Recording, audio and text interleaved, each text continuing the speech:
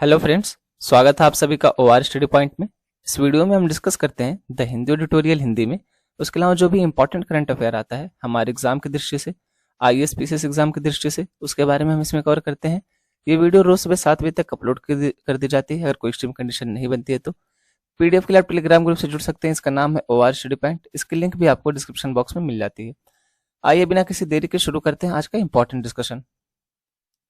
आज 25 सितंबर है और आज के दिन को हम विश्व फार्मासिस्ट दिवस के रूप में मनाते हैं।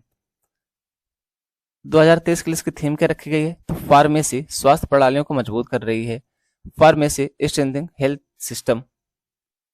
विश्व फार्मेसी दिवस की शुरुआत 2009 में एफआईपी काउंसिल के दौरान इस्तांबुल में हुई थी। एफआईपी क्या है? तो इसका पूरा नाम इंटरनेशनल फार्मास्यूटिकल फेडरेशन है और यह फार्मेसी विज्ञान और शिक्षा के क्षेत्र का प्रतिनिधित्व करता है। इसके 144 सदस्य देश हैं और यह नीदरलैंड में स्थित है। एफआईपी दोस्तों, जैसा कि आप स्क्रीन पे देख पा रहे होंगे, बात की जा रही है कि उत्तर क्षेत्रीय परिषद की 31वीं बैठक की अध्यक्षता होम मिनिस्टर के द्वारा की जाएगी। कहाँ पे? अमृतसर में। अमृतसर कहाँ है? तो ये पंजाब में है।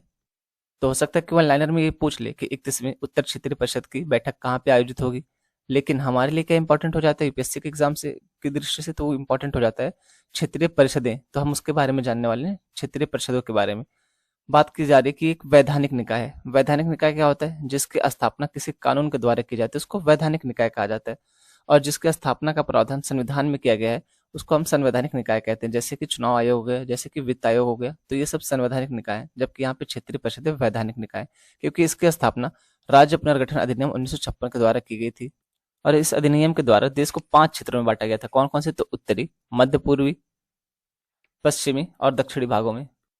और इन्हीं के लिए एक क्षेत्रीय परिषद की स्थापना की गई थी। अब यहाँ पे जो बांटा गया था वो किस आधार पे बांटा गया था? कोई तो आधार रहा होगा ना, कि यहाँ इनको उत्तरी कह दिया गया, इनको दक्षिणी कह दिया गया, कोई तो आधार रहा होगा। तो वो आधार क्या था उसके बारे में बात की जाए तो देश का प्राकृतिक विभाजन, नदी प्रणाली और संचार के साधन, सांस्कृतिक व भाषाई संबंध, आर्थिक विकास, सुरक्षा एवं कानून व्यवस्था की आवश्यकता।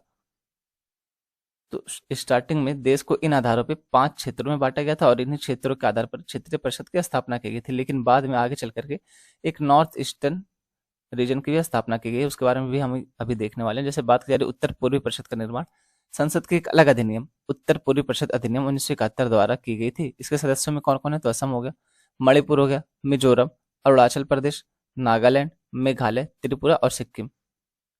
बात की जा रही है कि क्षेत्रीय परिषद एक सलाहकार निकाय है जो केंद्र और राज्यों के सीमा विवादों, भाषाई अल्पसंख्यकों, अंतर्राज्यीय परिवहन या राज्यों के पुनर्गठन से जुड़े मामलों के बीच आर्थिक और सामाजिक योजना के क्षेत्र में सामान्य हित के किसी भी मामले के संबंध में सिफारिशें करता है। यानी जो इसकी सलाह होती है वो बाध्यकारी नहीं है, सिर्फ सलाह दे सकता है। इसकी जो भी बातें होती हैं क्षेत्रीय परिषद की, ये प्रकृति में बाध्यकारी ना होकर के सलाहकारी है। अगर हम बात करें क्षेत्रीय परिषद की संरचना के बारे में, तो उत्तर क्षेत्रीय परिषद में कौन कौन से राज्य आते हैं, केंद्र शासित प्रदेश आते हैं? तो इसमें बात करें हरियाणा, हिमाचल प्रदेश, पंजाब, राजस्थान राज्य हो गए ये सब। उसके अलावा राष्ट्रीय राजधानी क्षेत्र दिल्ली और संघ राज्य क्षेत्र चंडीगढ़, जम्मू और कश्मीर तथा लद्दाख ये इसमें शामिल हैं। अब आपका स्टेट या आपकी यूनियन टेरिटरी जिसमें भी पढ़ते होगे उसको ध्यान दीजिएगा। उसके अलावा अगर हम बात करें मध्य क्षेत्रीय परिषद के बारे में, तो इसमें छत्तीसगढ़ हो गया, उत्तराखंड हो गया, उत्तर प्रदेश और मध्य प्रदेश राज्य शामिल है। इसी तरीके से अगर हम बात करते हैं पूर्वी क्षेत्रीय परिषद की, तो इसमें बिहार, झारखंड, उड़ीसा और पश्चिम बंगाल है। पश्चिमी क्षेत्रीय परिषद की बात करें तो इसमें गोवा, गुजरात, महाराष्ट्र राज्य और संघ राज्य क्षेत्र दमन दीव तथा दादरा एवं नगर हवेली शामिल हैं। अगर हम दक्षिण क्षेत्रीय परिषद की बात करते हैं तो इसमें आंध्र प्रदेश, तेलंगाना, कर्नाटका, केरल, तमिलनाडु राज्य हो गए ये सब। उसके अलावा संघ राज्य क्षेत्र पुदुचेरी भी शामिल है। अब यहाँ पे आप वही सारी चीजें मैप पे देख सकते हैं। आपका राज्य या यूटी जिस भी क्षेत्रीय परिषद में पढ़ते हैं उसको ध्यान में रखिएगा। यहाँ पे मैप के हिसाब से क्षेत्रीय परिषदों में बांटा गया है राज्यों को और केंद्र शासित प्रदेशों को। अगर हम बात करें क्षेत्रीय परिषद के संगठनात्मक ढांचे के बारे में, तो इसका अध्यक्ष कौन होता है? तो इसके अध्यक्ष हमेशा केंद्रीय गृह मंत्री ही होते हैं। अध्यक्ष तो केंद्रीय गृह मंत्री हो गए, तो उपाध्यक्ष कौन होगा? तो उपाध्यक्ष वही लोग होते हैं। जैसे मान लीजिए 4 स्टेट शामिल है। अब ये चारों स्टेट के जो मुख्यमंत्री होते हैं वो बारी बारी से रोटेशन क्रम में, कि पहले ए नाम के, फिर बी नाम के, फिर सी नाम के, फिर डी नाम के जो राज्य है, अब इसी रोटेशन क्रम में चलेगा। ए के बाद बी, बी के बाद सी और सी के बाद डी, फिर इसी तरीके से ए पे आ जाएगा। तो इनके जो मुख्यमंत्री होते हैं ना, यही इसके उपाध्यक्ष बनते हैं 1 साल के लिए लगातार रोटेशन क्रम में। इसमें सदस्य कौन कौन होते हैं? तो मुख्यमंत्री इसके सदस्य होते हैं। उसके अलावा राज्यपाल द्वारा नामित 2 अन्य मंत्री और परिषद में शामिल किए गए संघ राज्य क्षेत्रों से 2 सदस्य, ये लोग इसके सदस्य होते हैं। सलाहकार प्रत्येक क्षेत्रीय परिषदों के लिए योजना आयोग, अब जिसको नीति आयोग कहा जाता है, पहले योजना आयोग था, द्वारा नामित एक मुख्य सचिव और जोन में शामिल प्रत्येक राज्य द्वारा नामित एक अन्य अधिकारी या विकास आयुक्त होते हैं। इन क्षेत्रीय परिषदों को बनाने के पीछे का उद्देश्य क्या था? तो राष्ट्रीय एकीकरण को साकार करना, तीव्र राज्य संचेतना, क्षेत्रवाद तथा विशेष प्रकार की प्रवृत्तियों के विकास को रोकना, केंद्र एवं राज्यों को विचारों एवं अनुभवों के आदान प्रदान करना तथा सहयोग करने के लिए सक्षम बनाना, विकास परियोजनाओं के सफल एवं तीव्र निष्पादन के लिए राज्यों के बीच सहयोग के वातावरण की स्थापना करना, ये इसका उद्देश्य था। अब इसके कार्य क्या क्या है? तो आर्थिक और सामाजिक नियोजन के क्षेत्र में सामान्य हित का कोई भी मामला हो, सीमा विवाद हो गया, भाषा अल्पसंख्यक या अंतर्राज्य परिवहन से संबंधित कोई मामला हो गया, इसके अलावा राज्य पुनर्गठन अधिनियम के तहत राज्यों के पुनर्गठन से संबंधित या उससे उत्पन्न कोई भी मामला हो गया, तो ये सारे कार्य ये देखता है। अब ये तो हमने टॉपिक पढ़ लिया अच्छे से। अब हम देखते हैं कि यूपीएससी में क्वेश्चन आए कि नहीं। तो ये देख सकते हैं 2013 में इसके बारे में क्वेश्चन पूछा गया। क्वेश्चन क्या है? तो निम्नलिखित में से किस निकाय या किन निकायों का संविधान में उल्लेख नहीं है? पहले निकाय का नाम दिया गया राष्ट्रीय विकास परिषद, दूसरा योजना आयोग और तीसरा क्षेत्रीय परिषद। आपको सही उत्तर चुनना है। ऑप्शन ए है केवल 1 और 2, ऑप्शन बी है केवल 2 और ऑप्शन सी है केवल 1 और 3 और ऑप्शन डी है 1, 2 और 3। तो इसका सही उत्तर आप देख सकते हैं कि ऑप्शन डी हो जाएगा, क्योंकि आप देख सकते हैं जो क्षेत्रीय परिषद होगी उसके अलावा जो राष्ट्रीय विकास परिषद है तो अधिनियम के द्वारा स्थापना की गई थी इनकी, लेकिन योजना आयोग की कार्यकारी आदेश के द्वारा की गई थी। तो किसी भी इस निकाय का इसमें से संविधान में उल्लेख नहीं किया गया किसी भी अनुच्छेद के तहत। तो जाहिर सी बात है कि किसी भी संविधान के अनुच्छेद में तो वही बात यहाँ पे पूछेगी कि संविधान में उल्लेख नहीं किया गया, तो आपका आंसर डी हो जाएगा। दोस्तों इस आर्टिकल में हम बात करने वाले हैं एक योजना के बारे में, उसका नाम है आयुष्मान भारत प्रधानमंत्री जन आरोग्य योजना। उसके अलावा एक और चीज हम जानने वाले हैं, उसका नाम है आयुष्मान भारत डिजिटल मिशन। तो ये चर्चा में क्यों, आप देख सकते हैं आयुष्मान भारत प्रधानमंत्री जन आरोग्य योजना के 5 साल और आयुष्मान भारत डिजिटल मिशन के 2 साल पूरे होने के अवसर पर आरोग्य मंथन 2023 का आयोजन किया गया है स्वास्थ्य एवं परिवार कल्याण मंत्रालय के द्वारा। आयुष्मान भारत प्रधानमंत्री जन आरोग्य योजना एबी पीएमजे के 5 साल और Ayushman Bharat digital mission ABDM के 2 साल पूरे होने पर राष्ट्रीय स्वास्थ्य प्राधिकरण एनएचए नेशनल हेल्थ अथॉरिटी और स्वास्थ्य एवं परिवार कल्याण मंत्रालय आरोग्य मंथन कार्यक्रम का आयोजन कर रहा है। नई दिल्ली के विज्ञान भवन में 2 दिवसीय कार्यक्रम कब तक चलेगा? 25 और 26 सितंबर 2023 के दौरान दोनों योजनाओं से संबंधित चुनौतियों, रुझानों और सर्वोत्तम प्रथाओं पर ज्ञानवर्धक चर्चाओं और विचार विमर्श का आयोजन किया जाएगा।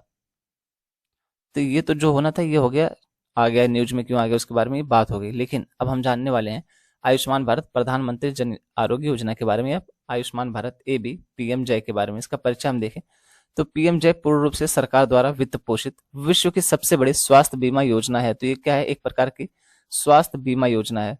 फरवरी 2018 में इसको लॉन्च किया गया था और ये क्या कहते हैं तो माध्यमिक देखभाल के साथ साथ तृतीयक देखभाल हेतु प्रति परिवार 5 लाख रुपए की बीमा राशि प्रदान करती है। अब यहाँ पे इंपॉर्टेंट पॉइंट ये हो जाता है कि प्रति परिवार की बात की जा रही है, ना कि प्रति व्यक्ति की। तो ये ध्यान में रखिएगा कि हर परिवार को, प्रत्येक परिवार को 5 लाख रुपए सालाना यहाँ पे बीमा प्रदान किया जाता है स्वास्थ्य के लिए, इलाज के लिए। अगला बिंदु, स्वास्थ्य लाभ पैकेज में सर्जरी, दवा एवं दैनिक उपचार, दवाओं की लागत और निदान शामिल है। इसका लाभ क्या है? तो ये एक पात्रता आधारित योजना है जो नवीनतम सामाजिक आर्थिक जाति जनगणना social economic caste census data द्वारा पहचाने गए लाभार्थियों को लक्षित करती है। राष्ट्रीय स्वास्थ्य प्राधिकरण एनएचए ने राज्यों या केंद्र शासित प्रदेशों को बचे हुए अप्रमाणित एसईसीसी परिवारों के खिलाफ टैगिंग के लिए समान सामाजिक आर्थिक प्रोफाइल करने वाले गैर सामाजिक आर्थिक जाति जनगणना लाभार्थी परिवार डेटाबेस का उपयोग करने हेतु लचीलापन प्रदान किया है। यानी जो इसका लाभ उठा सकते हैं उसके बारे में ये बात की जा रही है। और इसका पैसा कहाँ से आता है, इसका वित्तीयन कहाँ से होता है, इसकी फंडिंग कहाँ से होती है? अगर हम इसकी फंडिंग के बारे में बात करें तो जो नॉर्मल राज्य जैसे उत्तर प्रदेश, बिहार, उड़ीसा, ये सब हो गया, यहाँ पे केंद्र सरकार और राज्य सरकारों का 60 और 40 का रेशियो रहता है। यानी केंद्र सरकार 60% पैसा देगी और राज्य कितना देंगे तो 40% देंगे। लेकिन यहाँ पे जो दिल्ली और पांडुचेरी है यहाँ पे भी यही रेशियो है, दिल्ली और पांडुचेरी जैसे यूनियन टेरिटरी को लेकर के और केंद्र सरकार को लेकर के। केंद्र सरकार यहाँ पे 60% पैसा देगी और दिल्ली और पांडुचेरी जो यूटीज हैं, यूनियन टेरिटरीज हैं, ये 40% पैसा देंगी। उसके अलावा जो नॉर्थ ईस्टर्न स्टेट हैं जैसे मणिपुर हो गया, सिक्किम हो गया, ये सब, अरुणाचल प्रदेश हो गया, यहाँ पे क्या करेगी सरकार? उसके अलावा इनके साथ और 3 राज्यों को जोड़ा गया। कौन कौन से? जम्मू कश्मीर हो गया, हिमाचल प्रदेश हो गया और उत्तराखंड। यहाँ पे सरकार 90% केंद्र सरकार देगी और 10% ये राज्य या यूटीज देंगे। जैसे यहाँ पे जम्मू कश्मीर अभी यूटी है और फिर जहाँ पे विधायिका के बिना यूटीज हैं, जो केंद्र शासित प्रदेश है, यहाँ पे तो 100% पैसा सरकार देगी ही देगी। दोस्तों जैसा कि एक चीज आप देख पा रहे होंगे, बात करें कि इसको 2018 में लॉन्च किया गया था। तो यहाँ पे एक चीज और आप देखिए, जो वित्तीय वाला मामला है, ये जम्मू कश्मीर उस समय स्टेट था, लेकिन अब ये यूटी बन चुका है। तो जम्मू कश्मीर में भी 100% पैसा इस योजना के तहत केंद्र सरकार ही देगी, ये ध्यान में रखिएगा, इसको यहाँ पे लाना पड़ेगा, ठीक है। पैसे के बारे में बात करते हैं, तो जहां पे भी जिस यूटी में विधायिका है, जैसे कि दिल्ली होगी और पौडुचेरी होगी, इसके सहित जो भी नॉर्मल राज्य हैं, यहाँ पे 60% पैसा केंद्र सरकार, 40% पैसा ये लोग देंगे, दिल्ली, पौडुचेरी, उस यूटी, उसके अलावा जो भी राज्य हैं। और इसी तरीके से अगर हम बात करें नॉर्थ ईस्टर्न स्टेट हो गए, उसके अलावा यहाँ पे आप जम्मू कश्मीर को हटा दीजिए, क्योंकि जम्मू कश्मीर यूटी भी बन चुका है, तो जहाँ पे यूटी, यहाँ पे 100% पैसा केंद्र सरकार देगी। उसके अलावा नॉर्थ ईस्टर्न स्टेट हो गया, उसके अलावा हिमाचल प्रदेश हो गया और उत्तराखंड हो गया, यहाँ पे 90 और 10 का रेशियो चलेगा, 90% केंद्र सरकार और 10% ये राज्य देंगे। उम्मीद है कि ये चीज क्लियर हो गई होगी। इस योजना के लिए नोडल एजेंसी कौन है, तो राष्ट्रीय स्वास्थ्य प्राधिकरण, नेशनल हेल्थ अथॉरिटी को राज्य सरकारों के साथ संयुक्त रूप से प्रधानमंत्री जन आरोग्य योजना के प्रभावी कार्यान्वयन हेतु सोसाइटी पंजीकरण अधिनियम 1860 के तहत एक स्वायत्त इकाई के रूप में गठित किया गया है। राज्य स्वास्थ्य एजेंसी राज्य में आयुष्मान भारत प्रधानमंत्री जन आरोग्य योजना के कार्यान्वयन के लिए जिम्मेदार राज्य सरकार का शीर्ष निकाय है। अगर हम बात करें आयुष्मान भारत डिजिटल मिशन के बारे में, तो इसे सितंबर 2021 में प्रधानमंत्री द्वारा एक वीडियो कॉन्फ्रेंस के माध्यम से लॉन्च किया गया था।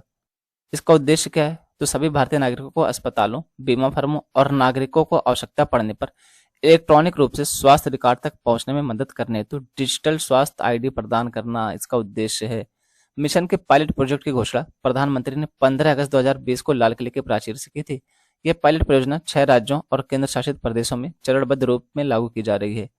इसकी कार्यान्वयन एजेंसी कौन है, तो स्वास्थ्य और परिवार कल्याण मंत्रालय के तहत स्थापित राष्ट्रीय स्वास्थ्य प्राधिकरण इसकी कार्यान्वयन एजेंसी होगी, जो कि एबीपीएमजे के लिए है। एबीपीएमजे के आयुष्मान भारत प्रधानमंत्री जन आरोग्य योजना के तहत जो इसकी नोडल एजेंसी इसकी, वही इसकी भी नोडल एजेंसी है आयुष्मान भारत डिजिटल मिशन की। आयुष्मान भारत डिजिटल मिशन की विशेषताएं क्या है, तो इसमें पहला पॉइंट है स्वास्थ्य आईडी दी जाएगी। स्वास्थ्य आईडी क्या है, जैसे आपको आईडी कार्ड दिया जाता है, इसमें डिटेल रहती है, नाम है, यहाँ से रहने वाले हैं, ये एज है, वैसे ये आईडी दी जाएगी, जिसमें आज तक आपको कितनी बीमारियां हुई हैं, क्या क्या बीमारियां हुई हैं, ये सारे लेकिन ऑनलाइन रहेगा, उस आईडी पर नहीं लिखा रहेगा।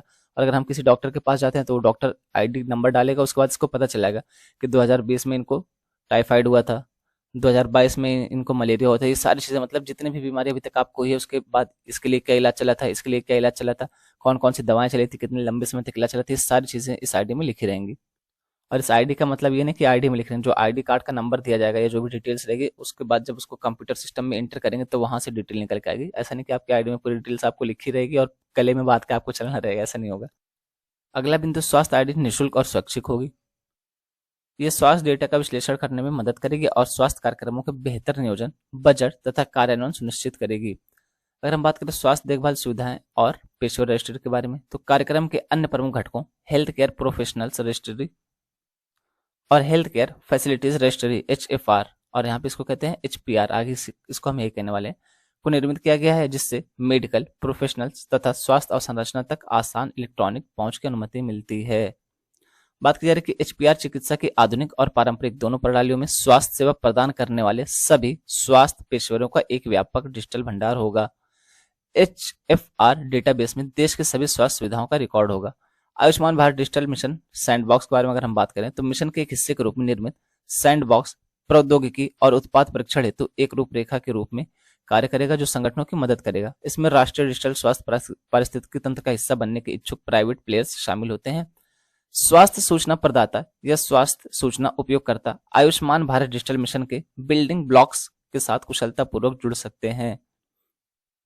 इसके लाभ और संबंधित चिंताएं क्या, अगर हम उसके बारे में बात करें इस योजना की, तो संभावित लाभ के बारे में पहले बात करते हैं। डॉक्टरों और अस्पतालों तथा स्वास्थ्य सेवा प्रदाताओं के लिए व्यवसाय करने में आसानी होगी।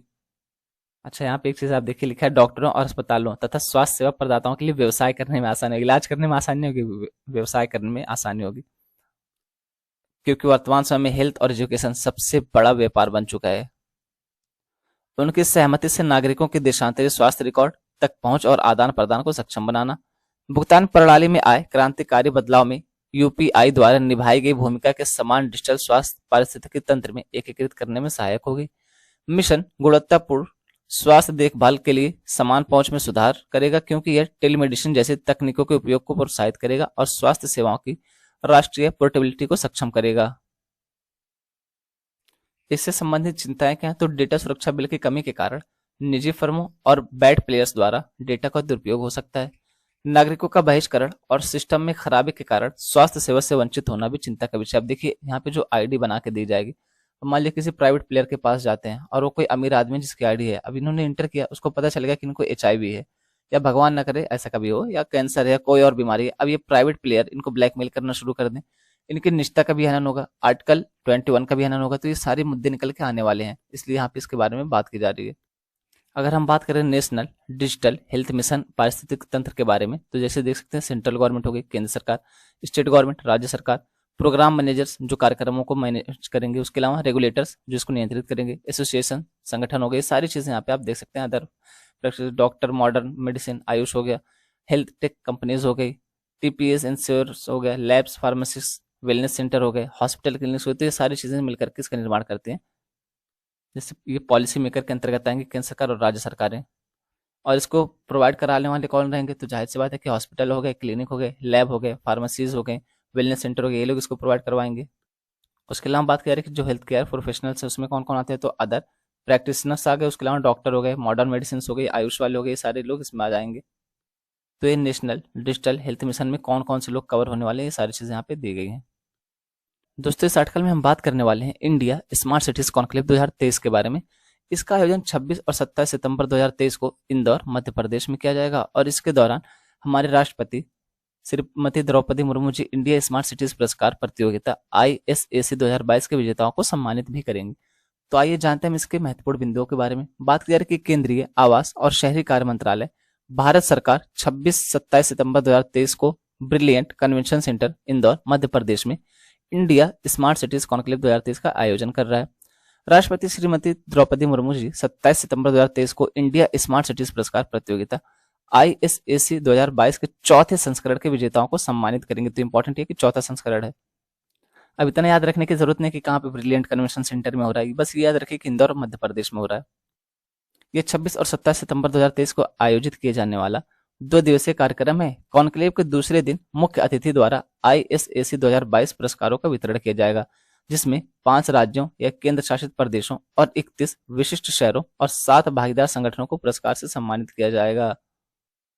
इसके अलावा smart cities mission 4 report, ISAC 2022 पुरस्कार संग्रह, UN हैबिटेट की रिपोर्ट, स्मार्ट सिटीज मिशन, सतत विकास लक्ष्यों का स्थानीयकरण, SCM के न्यूज लेटर्स का संग्रह और ISAC 2023 पुरस्कार पुस्तिका भी इस कॉन्क्लेव के दौरान जारी की जाएगी। तो ये सारी चीजें इस कॉन्क्लेव के दौरान जारी की जाएंगी, इसमें से देख लीजिए। बात करें अगर हम स्मार्ट सिटी मिशन के बारे में, इसके संक्षिप्त अवलोकन के बारे में, तो इसको 25 जून 2015 को लॉन्च किया गया था। इसके पीछे का उद्देश्य क्या था, तो स्मार्ट समाधानों के अनुरूप प्रयोग के माध्यम से अपने नागरिकों को मुख्य बुनियादी ढांचा, स्वच्छ और टिकाऊ वातावरण और जीवन की अच्छी गुणवत्ता प्रदान करना इसका उद्देश्य था। बात की जा रही है कि एक परिवर्तनकारी मिशन है जिसका उद्देश्य देश में शहरी विकास की प्रक्रिया में पूरी तरह बदलाव लाना है। अब तक लगभग 1.1 लाख करोड़ रुपए से अधिक लागत की 6000 से अधिक परियोजनाएं पूरी हो चुकी हैं, और जो शेष बची हुई हैं उनको 30 जून 2024 तक पूरी करने की संभावना है। इस मिशन में अर्जित की गई सबसे महत्वपूर्ण उपलब्धि क्या है, तो यह है एकीकृत कमान और नियंत्रण केंद्र, जो सभी 100 स्मार्ट शहरों में संचालित है। अब एकीकृत कमान और नियंत्रण केंद्र क्या है, तो एकदम नाम से आप देखें ना कि एकीकृत, इंटीग्रेटेड कमान और नियंत्रण केंद्र। अब इसका क्या मतलब होता है, मान लीजिए किसी एक मुद्दे से जुड़ी हुई सारी डिटेल्स जो है एक ही जगह जाए। जैसे मान लीजिए अपराध से जुड़ी हुई सारी डिटेल्स, अब मान लीजिए कोई ए नाम का स्टेट है, यहाँ पे एक जगह है जिसका नाम सी है। अब ये स्टेट क्या करेगा, तो यहाँ जो अपराध से जुड़े सारे मुद्दे हैं इसकी सारी जानकारी सी नाम के प्लेस में रहेगी। अब यहाँ पे कंप्यूटर सिस्टम पे रहेगी, यानी यहाँ से एक जगह से बैठ करके सारी चीजें कंट्रोल की जाएंगी उससे जुड़ी हुई। यानी सबसे बड़ा सेंटर उस टाइम पे वही रहेगा, उस राज्य में या उस पर्टिकुलर क्षेत्र में, जहां से बैठ करके सारी चीजों से जुड़ी हुई कंट्रोल की जाएंगी। इसी को एकीकृत कमान और नियंत्रण केंद्र कहा जा रहा है। ये ICCC शहरी प्रबंधन के लिए प्रौद्योगिकी का उपयोग करते हुए शहर के संचालन के लिए मस्तिष्क और तंत्रिका तंत्र के रूप में काम करते हैं। अब कैसे, देखिए मस्तिष्क का क्या काम है कि पूरी बॉडी को नियंत्रित करके रखता है। हमारा दिमाग ही तो है जो यहाँ पे हमें आदेश देता है कि क्या करना है, क्या नहीं करना है, कब खाना है, कब नहीं खाना है, कब पीना है, कब सोना है, कब जागना है, सारी चीजें हमारा दिमाग ही तो बताता है। तो वही चीज यहाँ पे ये भी, जब क्योंकि एकीकृत कमान और नियंत्रण केंद्र, तो यहीं से आकर के सूचना निकलेगी कि देखो यहाँ पे अपराध हो रहा है, जाके यहाँ पे पकड़ो। कोई भी कॉल आ रहा है तो यहीं पे आ रहा है, कोई और चीज हो रही है तो यहीं पे हो रही है, क्योंकि यहाँ पे हेड सेंटर है ये, और ये एक ही है, एकीकृत कमान है, तो यहीं से सारी इन्फॉर्मेशन जाएगी। तो वही बात यहाँ पे क्लियर कि मस्तिष्क के तरीके काम करता है। इनसे अपराध पर नजर रखने, नागरिकों की सुरक्षा, परिवहन प्रबंधन, ठोस अपशिष्ट प्रबंधन, जल आपूर्ति, आपदा प्रबंधन आदि जैसे विभिन्न क्षेत्रों की शहरी सेवा में उल्लेखनीय सुधार हुआ है। 100 स्मार्ट शहरों ने गतिशीलता, ऊर्जा, जल, स्वच्छता, ठोस अपशिष्ट प्रबंधन, जीवन, सार्वजनिक स्थान, सामाजिक बुनियादी ढांचे, स्मार्ट प्रशासन आदि से संबंधित विभिन्न क्षेत्रों में परियोजनाएं शुरू की हैं। अगर जैसे यहाँ पे एग्जाम्पल दिया जा रहा है तो देखिए, सारे जो एग्जाम्पल दिए हैं इतना ज्यादा याद रखने की जरूरत नहीं है, बस एक दो अगर आपको याद रह जाता है तो वो अपने आंसर राइटिंग में या फिर एस्से में इंक्लूड कर सकते हैं। क्योंकि आप ये देखिए, इतना ज्यादा यहाँ पे बात की गई, इतने ज्यादा तो क्षेत्र है, उसके अलावा इतने ज्यादा क्षेत्र का कैसे कोई याद रखेगा। फिर यहाँ पे एग्जाम्पल के लिए भी इतने सारे पॉइंट दिया गया, तो आपको अगर एक दो पॉइंट भी याद रह जाता है वही इनफ है। जैसे इसमें बात करें कि स्मार्ट गतिशीलता में 24,265 करोड़ रुपए की लागत की 1192 परियोजनाएं पूरी हो चुकी हैं और 16,905 करोड़ रुपए की लागत की अन्य 494 परियोजनाएं चल रही हैं। अगर हम स्मार्ट ऊर्जा में बात करें तो 573 योजनाएं पूरी हो चुकी हैं और 94 परियोजनाएं पर काम चल रहा है। इस तरीके से जल आपूर्ति के बारे में बात करें, स्वच्छता और सफाई के बारे में बात करें तो 34,751 करोड़ रुपए की लागत की 1162 से अधिक परियोजनाएं पूरी हो चुकी हैं और 18,716 करोड़ रुपए की लागत की 333 परियोजनाओं पर कार्य चल रहा है। इसी तरीके से बात करें कि 100 स्मार्ट शहरों ने 6403 करोड़ रुपए लागत के 1,063 से अधिक सार्वजनिक स्थान विकसित कर लिए हैं और 5,470 करोड़ रुपए की अन्य 260 परियोजनाओं पर काम चल रहा है। इसके अलावा 8,228 करोड़ रुपए लागत की 180 सार्वजनिक निजी भागीदारी पीपीपी परियोजनाएं पूरी हो चुकी हैं और अन्य 27 परियोजनाओं पर कार्य। ये सारी चीजें हैं क्या? ये सारी चीजें हैं, ये जो 100 स्मार्ट शहरों ने गतिशीलता हो गया, ये सारे जो क्षेत्र है ना, इसमें जो परियोजनाएं शुरू की गई हैं उसी का ब्यौरा दिया गया है यहाँ पे। एग्जाम्पल के लिए कि कितनी योजनाएं पूरी कर ली गई, कितनी लागत और कितनी चल रही है। तो ये जो सारे क्षेत्र हैं उसी के बारे में बात की जा रही है। तो इसको ध्यान, एक दो ऐसे आप एग्जाम्पल के लिए याद रख लीजिएगा कि ये सारे क्षेत्र हैं, इसमें इतनी लागत लगी थी, इतनी परियोजनाएं पूरी हो चुकी हैं और इतनी परियोजनाओं पर काम चल रहा है। ये एक दो के बारे में बात की जा रही है, उससे ज्यादा आपको याद रखने की जरूरत नहीं, क्योंकि इतना सारा है, आप कितना याद रखेंगे। ये सिर्फ एग्जाम्पल के लिए दो चार अगर याद रहेगा या एक दो भी याद रहेगा तो बहुत है हमारे लिए। उसके अलावा अगर हम बात करें आईएसएससी पुरस्कारों के अवलोकन के बारे में, इसके बारे में थोड़ी सी जानकारी देखें तो आईएसएससी के पिछले 3 संस्करण 2018, 19 और 20 में आयोजित हो चुके हैं। आईएसएससी उन शहरों, परियोजनाओं और नवाचारी विचारों को मान्यता देता है और पुरस्कृत करता है जो इन 100 स्मार्ट शहरों में सतत विकास को बढ़ावा देने के साथ साथ समावेशी, समान, सुरक्षित, स्वस्थ और सहयोगात्मक शहरों को प्रोत्साहित करते हैं और सभी के लिए जीवन की गुणवत्ता को बढ़ाते हैं। आईएसएससी का चौथा संस्करण अप्रैल 2022 में सूरत में आयोजित स्मार्ट सिटीज स्मार्ट शहरीकरण कार्यक्रम के दौरान लॉन्च किया गया था। आईएसएससी 2022 पुरस्कार में 2 चरण की प्रस्तुति प्रक्रिया अपनाई गई थी। इसमें योग्यता चरण हो गया, उसके अलावा जिसमें शहर के प्रदर्शन का समग्र मूल्यांकन शामिल था, और प्रस्ताव चरण, यानी 2 चरण कौन कौन से, तो योग्यता चरण था और प्रस्ताव चरण था। इसमें स्मार्ट शहरों के लिए निम्नानुसार 6 पुरस्कार, कौन कौन से, तो 6 पुरस्कार श्रेणियां थी, इसके बारे में हम जानते हैं। आप यहाँ पे देख सकते हैं, पहला परियोजना पुरस्कार, ये हो गया 10 विभिन्न विषयों में। उसके अलावा नवाचारी पुरस्कार, ये 2 अलग अलग विषयों में। उसके अलावा शहरी पुरस्कार, ये राष्ट्रीय और क्षेत्रीय 2 विषयों में। उसके अलावा यहाँ पे ये 3 हुए हैं, अब ये 3 ये हैं, राज्य पुरस्कार हो गया, केंद्र शासित पुरस्कार हो गया, उसके अलावा भागीदार पुरस्कार। ये 3 अलग अलग विषयों में, तीनों को प्रत्येक को 3 अलग अलग विषयों में जारी किए गए थे। तो इसलिए यहाँ पे इसको ध्यान रखिएगा कि 6 कैटेगरी में दिया जा रहा है। तो आप लोग इनको पहचान रहे कि नहीं? अब आप कहेंगे इतनी इंपॉर्टेंट पर्सनालिटी इनको पहचाना जाए? हाँ, ये इंपॉर्टेंट पर्सनालिटी है, इनको पहचानना ही पड़ेगा, क्योंकि ये नेपाल के प्रधानमंत्री हैं और इनका नाम है पुष्प कमल दहल प्रचंड। और ये इसलिए इंपॉर्टेंट इसलिए क्योंकि इन्होंने एक बात कही है, ये कह रहे हैं कि जो BRI परियोजना है, ये परियोजना किसकी, तो चीन की परियोजना, इसका पूरा नाम है बेल्ट एंड रोड इनिशिएटिव। इसमें इन्होंने शामिल होने की बात कही, इसको आगे लेके चलने की बात कही है। तो आइए पहले इसको मैप पे देखते हैं। ये रहा नेपाल, अच्छा है हमारे तरफ, और यहाँ पे इसको आप देखिए, इसके आसपास कहीं भी पानी नहीं, दोनों तरफ से, एक तरफ से चाइना से गिरा हुआ है, एक तरफ से भारत से गिरा हुआ है, तो एक लैंड लॉक कंट्री है। देखिए, चाइना और इंडिया, ये 2 राज्य हैं जो महत्वपूर्ण हैं, लेकिन यहाँ पे 2 और राज्य, अच्छा इंटरनेशनल लेवल पे देशों को राज्य कहा जाता है। तो एक हो गया नेपाल और एक हो गया श्रीलंका। ये लोग क्या करते हैं, ये इंडिया और चाइना के साथ गेम खेलते हैं। इनको जब पैसा चाहिए होता है तो ये लोग किसी न किसी एक कंट्री के साथ जाके मिल जाते हैं, चाहे चाइना की तरफ जाके मिल जाएंगे, चाहे इंडिया की तरफ जाके मिल जाएंगे। अब दोनों में से किसी भी कंट्री की तरफ जाके मिलते हैं तो दूसरी वाली कंट्री अपने आप इनके पीछे जाती है कि यार वहाँ क्यों जा रहे हो, चलो हमारे पास चलो, वहाँ क्या मिलेगा, चलो हम पैसा देते हैं, चलो हम परियोजना लेके चलेंगे। तो ये लोग कभी कभी गेम खेलते हैं कि मतलब अगर इनको इंडिया को परेशान करना तो चाइना के साथ जाके मिल जाएंगे, अगर चाइना को परेशान करना तो इंडिया के साथ कोई ना कोई परियोजना शामिल कर लेंगे। सॉरी यार, आवाज पता नहीं अचानक से क्या तो इस तरीके की नीति अपनाते हैं। खैर, ये इनकी नीति है, मतलब ये परेशान करते रहते हैं, कभी चाइना की तरफ कभी इंडिया की तरफ इनका कोई फिक्स नहीं है कि कैसे क्या होगा। सॉरी यार, आवाज को पता नहीं क्या हो गया अचानक से। अब इस टॉपिक के लिए हमारे लिए क्या इंपॉर्टेंट हो जाता है हमारे एग्जाम की दृष्टि से, उसके बारे में हम जानते हैं। तो पहले हमारे लिए इंपॉर्टेंट ये कि BRI परियोजना क्या, उसके बारे में हम जाने। इसका पूरा नाम है बेल्ट एंड रोड इनिशिएटिव।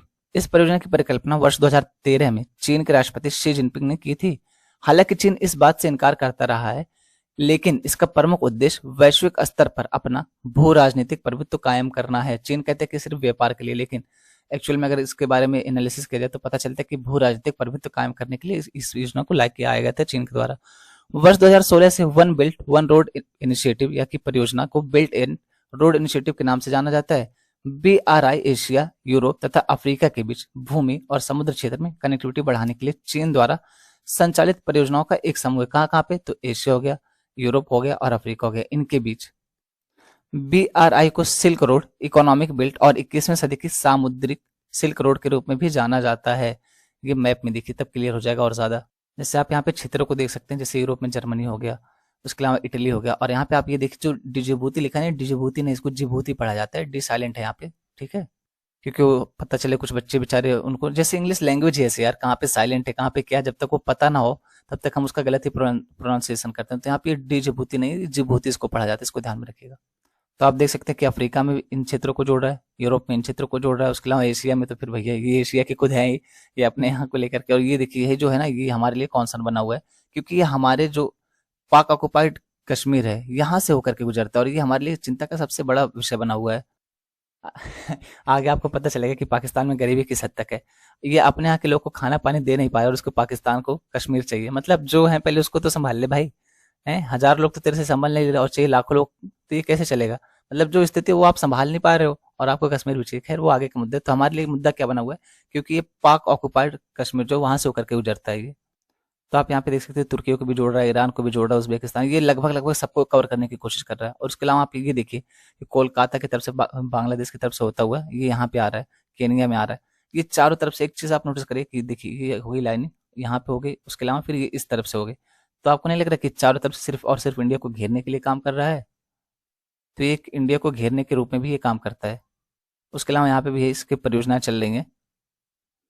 बात की जा रही कि BRI पहल चीन द्वारा प्रस्तावित एक महत्वाकांक्षी आधारभूत ढांचा विकास एवं संपर्क परियोजना है, जिसका लक्ष्य चीन को सड़क, रेल मार्ग एवं जल मार्गों के माध्यम से यूरोप, अफ्रीका और एशिया से जोड़ना है। यानी इसमें क्या क्या रहेगा, तो सड़क भी रहेगी, जल मार्ग भी रहेगा और रेल मार्ग भी रहेगा। यह कनेक्टिविटी पर केंद्रित चीन की एक रणनीति है, जिसके माध्यम से सड़कों, रेल, बंदरगाह, पाइपलाइनों और अन्य बुनियादी सुविधाओं को जमीन एवं समुद्र से होते हुए एशिया, यूरोप और अफ्रीका से जोड़ने की कल्पना की गई है। विश्व के 70% जनसंख्या तथा 75% ज्ञात ऊर्जा भंडारों को समेटने वाली यह परियोजना चीन के उत्पादन केंद्रों को वैश्विक बाजारों एवं प्राकृतिक संसाधन केंद्रों से जोड़ेगी। BRI के तहत पहला रूट, जिसे चीन से शुरू होकर रूस और ईरान होते हुए इराक तक ले जाने की योजना है, जबकि इस योजना के तहत दूसरा रूट पाकिस्तान अधिकृत कश्मीर से श्रीलंका और इंडोनेशिया होकर इराक तक ले जाया जाना है। इस परियोजना का प्रमुख उद्देश्य चीन को सड़क मार्ग के जरिए पड़ोसी देशों के अलावा यूरोप से जोड़ना है, ताकि वैश्विक कारोबार को बढ़ाया जा सके। चीन से लेकर तुर्की तक सड़क संपर्क कायम करने के साथ ही कई देशों के बंदरगाहों को आपस में जोड़ने का भी लक्ष्य इस योजना का रखा गया है। BRI वास्तव में चीन द्वारा परियोजना निर्यात करने का माध्यम है, जिसके जरिए वह अपने विशाल विदेशी मुद्रा भंडार का प्रयोग बंदरगाहों के विकास, औद्योगिक केंद्रों एवं विशेष आर्थिक क्षेत्रों के विकास के लिए कर सकता है। और इससे क्या होगा, तो ये वैश्विक शक्ति के रूप में उभरेगा। देखिए चीन इस समय क्या कर रहा है, इतना ज्यादा पैसा दे दे रहा है देशों को, इतना ज्यादा पैसा दे दे रहा है, वो भी लोन पे। तो आप मूलधन तो छोड़िए, ब्याज भी नहीं चुका पा रहे हैं, ऐसी कंडीशन बन जाती है, तो फिर देश का होंगे, गुलाम होंगे। श्रीलंका की हालत किया, पाकिस्तान की हालत किया। चीन जहाँ पे भी काम करने जाता है, एक तो ये अपना लेबर साथ लेके जाएगा, मतलब आपके स्थानीय लोगों को काम नहीं देगा, अपने यहाँ से लोगों को ले जाएगा कि ये काम करेंगे, आपके लोग अच्छे नहीं है, आपके लोग के पास स्किल नहीं है, हमारे लोग काम करेंगे, अच्छे से परियोजना पूरी होगी।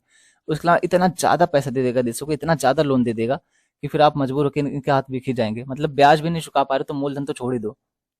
और ये जो नेपाल के प्राइम मिनिस्टर है भाई साहब प्रचंड साहब, ये कह रहे हैं कि हम इस ट्रैप में नहीं फंसने वाले हैं, जो ऋण ट्रैप है, जो डेब्ट ट्रैप है, इसमें हम नहीं फंसने वाले हैं। तभी आप बच्चों, चाइना है वो श्रीलंका को खा गया, पाकिस्तान को खा गया, इंडिया के ऊपर नजर गड़ाया बैठा हो। तो इंडिया जैसी कंट्री जो अभी तक बची हुई, कोई और कंट्री होती तब तक टूट चुकी होती। तो देख रहे हैं धीरे धीरे नेपाल भी उसी रास्ते पे पड़ेगा अगर ये संभलता नहीं है तो। भारत कई बार यहाँ पे बहुत सारी परियोजनाएं चलाता है नेपाल के साथ, इनको हम लोग कई बार समझाते हैं, लेकिन वही है कि जब बर्बादी आई रहती है तो इंसान को समझ नहीं आता। अब ये जा रहे हैं चीन की BRI परियोजना को आगे बढ़ाने, तो ठीक है, जब इनको भी खूब ज्यादा ऋण दे देगा उसके बाद फिर वही हालत बनेगी ऋण जाल वाली, डेब्ट ट्रैप वाली। खैर वो एक अलग मुद्दा, हमारे एग्जाम की दृष्टि से जो इंपॉर्टेंट है वो चीज यहाँ पे हम देखते हैं। इसका भारत पर क्या प्रभाव पड़ने वाला है, तो भारत प्रत्यक्ष रूप से BRI परियोजना का भागीदार नहीं है। यदि इस परियोजना पर प्रतिबंध लगता है तो निश्चित यह भारत की सामरिक चिंताओं को कम कर सकता है। अब भले से हम इसके भागीदार नहीं, लेकिन ये घेर तो हम ही को रहा है ना भैया चारों तरफ से। और अगर ये परियोजना बंद हो जाती है तो जाहिर सी बात है कि हमारे लिए फायदा हो जाएगा, और जो अन्य कंट्रीज जैसे तुर्की हो गया, ईरान हो गया, इनके साथ साथ भी हमारे संबंध अच्छे हो जाएंगे, थोड़े हद तक सुधार होगी। क्योंकि इस परियोजना के एक भाग के रूप में सीपीईसी पाकिस्तान के कब्जे वाले भारतीय क्षेत्र से होकर के गुजरता है। तो ये देखिए, ये जो क्षेत्र है यहाँ से होकर के गुजर रहा है, और ये पीओके पॉक पाक ऑक्युपाइड कश्मीर से होकर के गुजर रहा है, और ये हमारा क्षेत्र माना जाता है। उसके अलावा बात करें कि चीन की अगुवाई में निर्मित इस परियोजना के प्रतिबंधित होने से भारत विश्व के समक्ष स्वयं को विनिर्माण के एक केंद्र के रूप में भी स्थापित कर सकता है। चीन बीआरआई परियोजना के माध्यम से भारत को घेरने का प्रयास कर रहा है। ऐसे में यदि इस परियोजना को प्रतिबंधित कर दिया जाता है तो भारत के प्रति उसके स्ट्रिंग ऑफ पर्ल की नीति को गहरा धक्का पहुंचेगा। चिंता इस बात की भी है कि यदि चीन के द्वारा ऋण प्राप्त भारत के पड़ोसी जैसे कि श्रीलंका हो गया, पाकिस्तान हो गया, बांग्लादेश हो गया, नेपाल हो गया, ऋण चुकाने में विफल रहे तो चीन इन देशों को अपना उपनिवेश बना सकता है, जो सीधे तौर पर भारत के सामरिक और रणनीतिक हितों की चुनौती देंगे। जैसे अब श्रीलंका को लेकर भी तय है। अब यहाँ पे एक टर्म आई है स्ट्रिंग ऑफ पर्ल, तो इसको यहाँ पे देखिए मैप पे, ये है स्ट्रिंग ऑफ पर्ल। ये चाइना की नीति है। क्या कर रहा है आप देखिए, म्यांमार, यहाँ पे बांग्लादेश, उसके अलावा यहाँ पे इस सारे क्षेत्र आप देखिए क्या कर रहे हैं, मालदीव हो गया, श्रीलंका हो गया, इन सबको जोड़ते हुए पाकिस्तान को लेकर के ये इंडिया को, आपको नहीं लग रहा कि इंडिया को घेरने की नीति है? यहाँ पे तो चाइना खुद है। उसके अलावा आप ये देखिए, जहां से भी लाइन गई है ये कनेक्ट कर रहा है चाइना अपने आप को, क्योंकि हिंद महासागर में तो यहाँ पहुंच नहीं पा रहा जहाँ इंडिया है। तो ये हिंद महासागर में पहुंचने के लिए स्ट्रिंग ऑफ पर्ल नाम से एक नीति लेके आया, ताकि भारत को चारों तरफ से घेर ले, और जब हिंद महासागर में चाइना की पहुंच हो जाएगी तो जाहिर सी बात है कि अपना प्रभुत्व बढ़ाएगा। ये चीज करने के लिए स्ट्रिंग ऑफ पर्ल की नीति लेकर के आया, भारत को घेर रहा है। उसके अलावा यहाँ पे जो हिंद महासागर है इसमें अपनी उपस्थिति दर्ज कराने के लिए, यहाँ पे आके सबको परेशान करने के लिए, जैसे जैसे साउथ चाइना सी में करता है वैसे करने के लिए हिंद महासागर में भी ये लेकर के आ रहा है। तो ये आप इतना जैसे जानिए कि स्ट्रिंग ऑफ पर्ल्स जो है ये भारत को चारों तरफ से घेरने के लिए चाइना की रणनीति है। कनेक्टिविटी के नाम पे चारों तरफ से भारत को घेर रहा है, और यहाँ पे हिंद महासागर में अपनी उपस्थिति दर्ज करा रहा है। अब हम क्या चुप बैठने वाले हैं? मतलब तुम यार आओ हमारे घर में घुसो, है तुम्हारा तो कोई यहाँ पे इलाका भी नहीं, फिर भी यार हिंद महासागर में हम तो कुछ नहीं बोलेंगे, तो फिर क्या भारत चुप मार के बैठ जाएगा? ऐसे तो अब नहीं है भाई, बदल चुका है सब कुछ, ठीक है ना। तो ये रहा भारत। अभी क्या कर रहा है तुम, ये चाइना वाले क्या लेकर के आए? स्ट्रिंग ऑफ पर्ल की नीति। हम क्या लेकर के आए? Necklace of diamond. तो अगर कभी पूछे नेकलेस ऑफ डायमंड किसकी रणनीति है, तो भारत की रणनीति। अब आप ये देखिए, कनेक्टिविटी के माध्यम से हम मंगोलिया के साथ कनेक्टिविटी बढ़ा रहे हैं, उसके बाद जापान हो गया, वियतनाम हो गया, इस तरीके से आप चाहेंगे सिंगापुर देख सकते हैं, सबांग इंडोनेशिया, असमसन आइलैंड हो गया, उसके अलावा डुकम ओमान हो गया, चाबार ईरान, इन सबको जोड़ते हैं हम क्या करते हैं, हम चाइना को चारों तरफ से घेर रहे हैं। ये जो स्ट्रिंग ऑफ पर्ल की रणनीति है, इसी को काउंटर करने के लिए हम नेकलेस ऑफ डायमंड की रणनीति लेकर के आए, ताकि इसको काउंटर कर सकें। तो ये सारी इंपॉर्टेंट बातें थी इस आर्टिकल में, इसको ध्यान में रखिएगा। अब दोस्तों ये कुछ शॉर्ट न्यूज है जो एग्जाम की दृष्टि से इंपॉर्टेंट होना, पर हमें ये तो पता होना चाहिए कि देश दुनिया में चल क्या रहा है। तो बात की जा रही है कि आधुनिक युग में भारत के बाहर निर्मित दुनिया के सबसे बड़े हिंदू मंदिर का उद्घाटन 8 अक्टूबर को न्यू जर्सी में होने वाला है। ये जर्सी पहनने वाली नहीं है, न्यू जर्सी ये यूएसए में एक जगह है, वहां पे इसका उद्घाटन होने वाला है। आप ये देख सकते हैं मंदिर। अब इसके कुछ इंपॉर्टेंट पॉइंट यहाँ पे दिए गए, जैसे बात की जा रही है कि आधुनिक युग में भारत के बाहर वही पॉइंट लिखा गया जो यहाँ पे हमने बात की है। उसके अलावा फिर ये देख सकते हैं न्यू जर्सी के छोटे रॉबिन्सविले टाउनशिप में बीएपीएस स्वामीनारायण अक्षरधाम मंदिर है इसका नाम। ये इसकी माप कितना है? तो 255 feet into 345 feet into 191 feet इसकी माप है, और ये 183 एकड़ में फैला हुआ है। अक्षर, ये जो इसका नाम है मंदिर का, ये नाम है बीएपीएस स्वामीनारायण अक्षरधाम मंदिर। यहाँ पे सेंटेंस अधूरा, मैं इसको पूरा कर दूंगा पीडीएफ में, आप उसकी टेंशन नहीं लेंगे। इसे प्राचीन हिंदू धर्म ग्रंथों के अनुसार डिजाइन किया गया, और इसमें 10,000 मूर्तियों और प्रतिमाओं, भारतीय संगीत वाद्य यंत्रों और नृत्य रूपों की नक्काशी सहित प्राचीन भारतीय संस्कृति के डिजाइन तत्व शामिल हैं। यह मंदिर संभवतः कंबोडिया में अंगकोर वाट के बाद दूसरा सबसे बड़ा मंदिर है। अद्वितीय हिंदू मंदिर, यानी इसके बारे में बात करें अक्षरधाम मंदिर के बारे में, डिजाइन में एक मुख्य मंदिर है, उसके अलावा 12 उप मंदिर है, 9 शिखर हैं और 9 पिरामिड शिखर शामिल है इसमें। अक्षरधाम में पारंपरिक पत्थर वास्तुकला का अब तक का सबसे बड़ा अंडाकार गुंबद है। इसे 1000 साल तक चलने के लिए डिजाइन किया गया। इस सारे मंदिर के बारे में थोड़ी बहुत जानकारी दी गई कि अगर कोई जानना चाहता है। इसके निर्माण में लगभग 2 मिलियन क्यूबिक फीट पत्थर का उपयोग किया गया था, और इसे दुनिया भर के विभिन्न स्थलों से प्राप्त किया गया, जैसे बुल्गारिया और तुर्की से चूना पत्थर प्राप्त किया गया है, ग्रीस, तुर्की और इटली से संगमरमर पत्थर प्राप्त किया गया, भारत और चीन से ग्रेनाइट हो गया, भारत से बलुआ पत्थर और यूरोप, एशिया, लैटिन अमेरिका से अन्य सजावटी पत्थर प्राप्त किए गए इस मंदिर को बनाने के लिए। और इस मंदिर को बनाने के लिए बहुत सारे लोगों ने स्वैच्छिक आधार पर काम किया है। उन्होंने ना तो कोई पैसा लिया है, ना ही कोई और शर्त रखी थी, और कई सारे ऐसे लोग थे जो प्रोफेशनल थे, जैसे डॉक्टर, इंजीनियर, सीईओ थे कंपनी के, वो लोग क्या कर रहे थे, बिना किसी पैसे के, बिना किसी इच्छा के लोग काम कर रहे थे। और कई लोग तो छुट्टी ले ली थी अपने काम से कि हमें मंदिर बनवाना है तो जल्दी से जल्दी बनाए, और इसमें 12 साल लग गए। 2011 से लेकर के 2023 के बीच में ये मंदिर का निर्माण किया गया, तो 12 साल लग गए। इसमें एक ब्रह्मकुंड भी है। ये ब्रह्मकुंड का तो एक पारंपरिक भारतीय बावड़ी होती है, जैसे आप देखेंगे जो जल भरा रहता है, जलाशय होता है एक तरीके का, जिसमें भारत की पवित्र नदियों और अमेरिका के सभी 50 राज्यों से दुनिया भर के 300 से अधिक जलाशयों का पानी शामिल है। इसमें सतत प्रथाओं में सौर panel farm, fly ash concrete मिश्रण और पिछले कुछ दशकों में दुनिया भर में 2 मिलियन से अधिक पेड़ लगाना शामिल है। 18 अक्टूबर से आगंतुकों के लिए, यानी जो श्रद्धालु उनके लिए खुल जाएगा। अभी इसको आप देखें कि 8 अक्टूबर को इसका उद्घाटन हो रहा है और ये 18 अक्टूबर से श्रद्धालुओं के लिए खुल जाएगा। 12वीं सदी का अंगकोर वाट मंदिर परिसर दुनिया का सबसे बड़ा हिंदू मंदिर है, जो 500 एकड़ में फैला हुआ है और अब यूनेस्को के विश्व धरोहर स्थल में भी शामिल है। नई दिल्ली में अक्षरधाम मंदिर, जिसे नवंबर 2005 में जनता के लिए खोला गया था, 100 एकड़ में फैला हुआ है और ये 183 एकड़ में फैला हुआ है, जो अक्षरधाम मंदिर न्यू जर्सी में, जिसका उद्घाटन होने वाला है। उसके अलावा ये देखिए भाई साहब, वही पाकिस्तान है जिसको कश्मीर चाहिए। विश्व बैंक की रिपोर्ट आई, उसमें यह बताया गया कि विश्व बैंक के अनुसार पाकिस्तान में गरीबी एक वर्ष के भीतर 34.2% से बढ़कर के 39.4% हो गई। ये भी श्रीलंका वाली कैटेगरी में आ रहे हैं धीरे धीरे। 12.5 मिलियन से अधिक लोग 3.65 अमेरिकी डॉलर प्रतिदिन की आय स्तर की गरीबी रेखा से नीचे आ गए हैं। इसमें कहा गया कि लगभग 95 मिलियन पाकिस्तानी अब गरीबी में रहते हैं और 1 मिलियन में 10 लाख लोग होते हैं और यहाँ पे 95 मिलियन लोग गरीबी रेखा के नीचे रहते हैं पाकिस्तान में। विश्व बैंक के अनुसार पाकिस्तान में सकल घरेलू उत्पाद के 22% के बराबर कर एकत्रित करने की क्षमता है, लेकिन इसका वर्तमान अनुपात केवल 10.2% है। अब बताइए, इस 22% अपने जीडीपी का कर इकट्ठा कर सकते हैं, लेकिन अभी कर कितना रहा है? 10.2%। आधा भी नहीं कर रहा तो फिर कैसे काम चलेगा? तो भिखारी तो बनोगे और फिर भारत के साथ छेड़छाड़, तो जाओ भैया जेलो।